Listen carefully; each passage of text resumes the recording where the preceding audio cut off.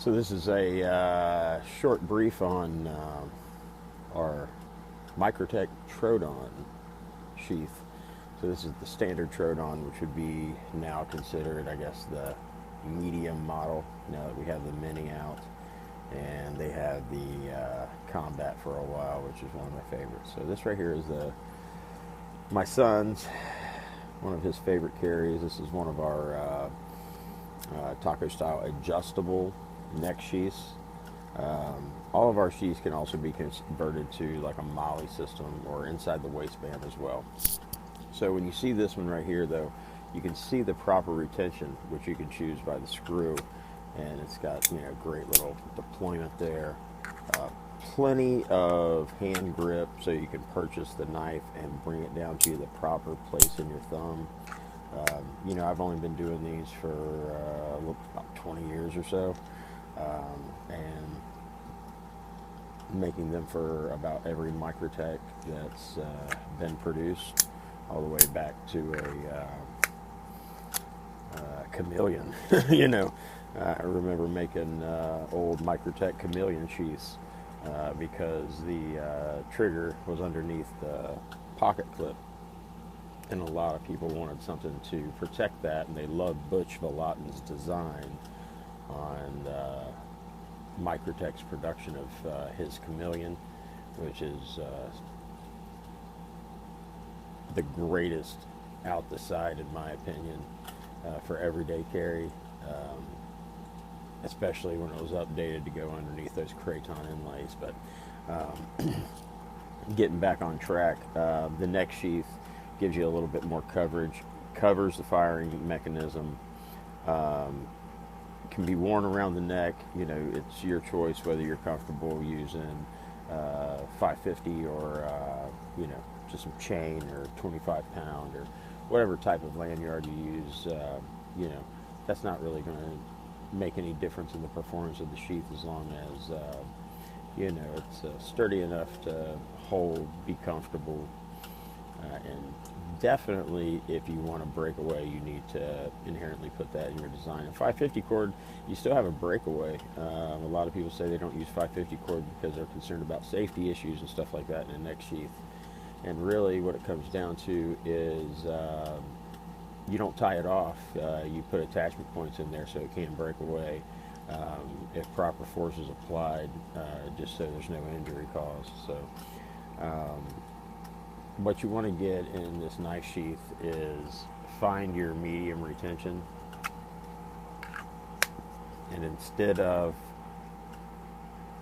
placing your percussion in between the kydex, which is static and will make the knife rattle around, that's why we don't put the percussion inside of kydex, because it is a static material, and a lot of people lose sight of that. Actually, I would say 80% plus of every design I see out there, I see the percussion that is placed inside the holster, which gives the whole holster a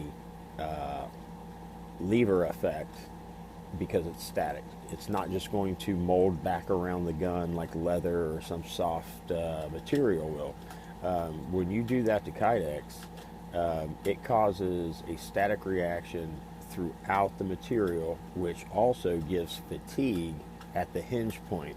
And you know, that's the worst nightmare, because that means your holster's on its way out. So, you know, through proper material analysis, things like that, you can understand what should be applied to different materials.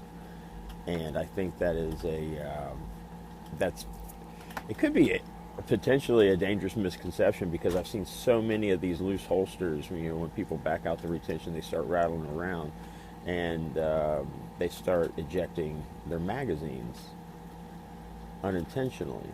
And a lot of times that can happen at places that you don't want it to. So considering that the holster is just as important, if not more, than the firearm you're carrying, I mean, there's really only two things, and that is to mindfully carry all the time, So you have to have a holster that performs that, and your grouping. That's it. That's all there is to, you know, especially in a stressful situation. So, and that's all this gear is built around. Anything that I do is meant to be concealed all the time, and it's meant to access in extremely stressful situations without thought, just a reaction. So my gear is purely reactionary. So even when I struggle with, you know, I am not a big proponent of a neck sheath or anything like that. I mean, special circumstances, all these, I get it, but I'm just not. So if I am to do it, then I need to wear it. And now we know that it can be deployed in different manners. We can wear it inside the waistband. We can wear it on a molly. We can reverse wear it on a molly upside down. You can wear it scout carry, where it's in line with your belt. Or we can just put it on a lanyard. Or put it on your key ring, and then, yeah, I wouldn't do that. So, this is the Microtech Troodon sheath. And all of the out the fronts that I do, which are only going to be Microtech, if you bring me another out the front knife and want to carry it, I mean, unless it's a Harkins or something like that, I don't want to see a Benchmade, you know, one of these stinking paper thin junk knives is what they are. That's all that is. Benchmade is just a glorified Columbia River almost at this point. So, and I may have offended a lot of people by that, but when I see their automatic knife line, it's pathetic. But then again, I'm comparing to Microtech. So, you know, I mean, that's not only the standard, it is the top. So it'd be hard, and I don't deal with that other, I don't even know what the other knife company is. I refuse to say its name. So I know that they might be related, and he tries to copy off of him. But yeah, I'm not a big fan of doing that stuff to your dad either. But, you know, I got sons. I'd like them to be loyal. But so when it comes to any other knives, I only refer to Microtech for making sheaths. If it is an out the front automatic, you know, ever since, and some out the sides, you know, it just depends, like LUDTs and stuff like that are really cool as a necker. But starting out with the out the fronts, like the Halo series, and still to this day I make Halo sheaths.